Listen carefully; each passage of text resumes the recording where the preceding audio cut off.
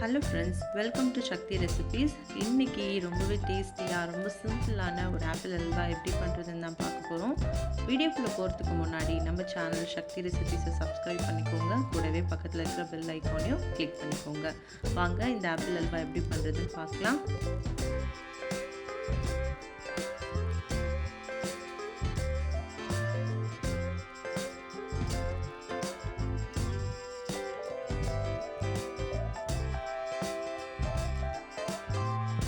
இந்த ரெசிபிக்கு ஒரு 2லேருந்து 3 வரைக்கும் நம்ம ஆப்பிள் எடுத்துகிட்டு இதை நல்லா வாஷ் பண்ணிடலாம்.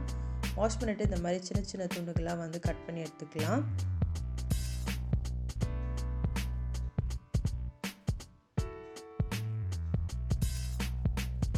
கட் பண்ணிவிட்டு இதில் இருக்கிற எல்லா சீட்ஸுமே ரிமூவ் பண்ணிடலாம்.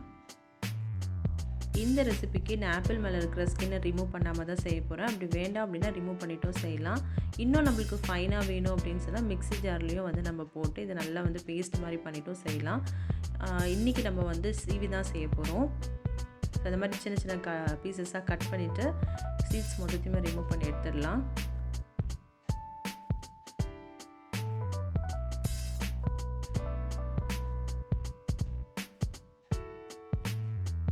ஸோ எல்லா சீட்ஸுமே ரிமூவ் பண்ணியாச்சு. இது எல்லாத்தையுமே ஒரு சின்ன பிளேட்டில் ட்ரான்ஸ்ஃபர் பண்ணிக்கோங்க. இன்றைக்கி நம்ம இந்த ரெசிபிக்கு ஆப்பிள் எல்லாமே சீவி தான் செய்ய போகிறோம். ஸோ இந்த மாதிரி சின்ன சின்ன பீசஸாக எடுத்து இந்த மாதிரி சீவி எடுத்துக்கலாம். ஸோ ஆப்பிளில் பார்த்திங்கன்னா நம்ம சீவும் போது இந்த கலர் லைட்டாக ப்ரௌனிஷாக சேஞ்ச் ஆகிடும். ஸோ இந்த ரெசிபிக்கு நம்ம சீக்கிரமாக இதை சீவி எடுத்துகிட்டு உடனே செய்ய ஆரம்பிச்சிடணும், இல்லைன்னா கலர் சேஞ்ச் ஆகிடும். ஆப்பிள் இந்த மாதிரி நல்லா துருவி எடுத்தாச்சு. வாங்க இந்த ரெசிபி எப்படி பண்ணுறதுன்னு பார்க்கலாம்.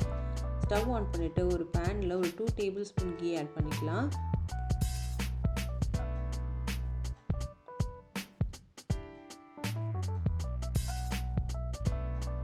கீ நல்லா மெல்ட் ஆனதும் இது கூடவே கொஞ்சமாக முந்திரி பருப்பு போட்டு லைட்டாக அந்த நெய்யிலே லைட்டாக கோல்டன் ப்ரௌன் ஆகிற வரைக்கும் நல்லா வதக்கி எடுத்துக்கலாம்.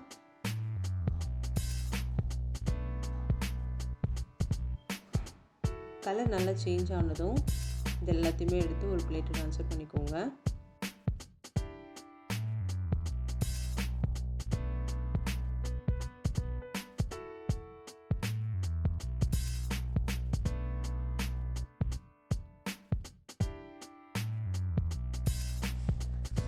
இதே பேனில் நம்ம துருவி வச்சுருக்கிற இந்த ஆப்பிளையும் இதோட ஆட் பண்ணிக்கலாம்.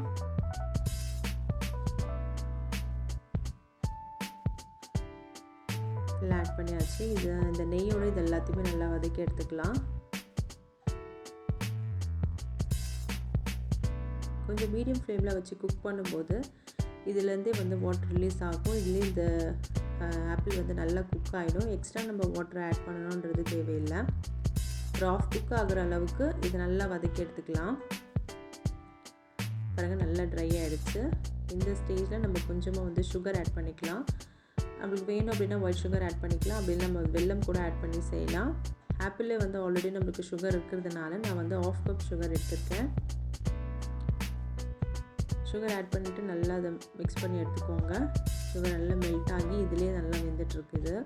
நம்ம எக்ஸ்ட்ரா வாட்டர் ஆட் பண்ண தேவையில்லை. கொஞ்சம் சிம்மில் வச்சு இது நல்லா வதக்கி எடுத்துக்கோங்க. இந்த ஸ்டேஜில் நான் கொஞ்சம் கலருக்காக ஃபுட் கலர் எடுத்திருக்கேன். இதோட ஆட் பண்ணி இதையும் நல்லா மிக்ஸ் பண்ணி எடுத்துக்கோங்க.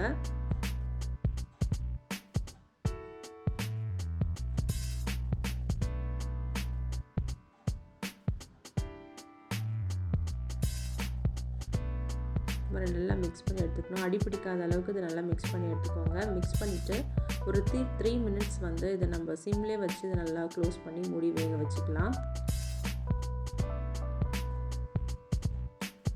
3 மினிட்ஸ் கழிச்சு ஓப்பன் பண்ணி பாருங்கள். இது சூப்பராக ரெடி ஆகிடுச்சு.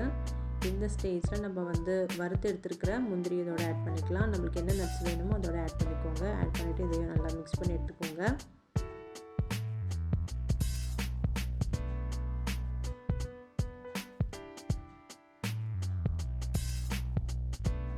பாருங்கள், ரொம்ப டேஸ்டியாக ரொம்பவே சூப்பராக ஆப்பிள் அல்வா ரெடி ஆகிட்டு இருக்கு.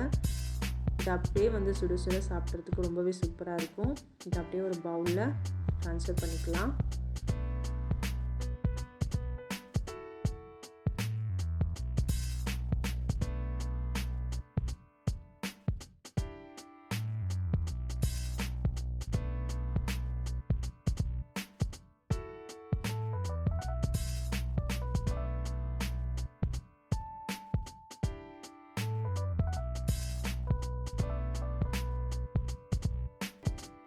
ரொம்பவே டேஸ்டியாக சுட சுட ஆப்பிள் அல்வா ரெடி ஆகிடுச்சு.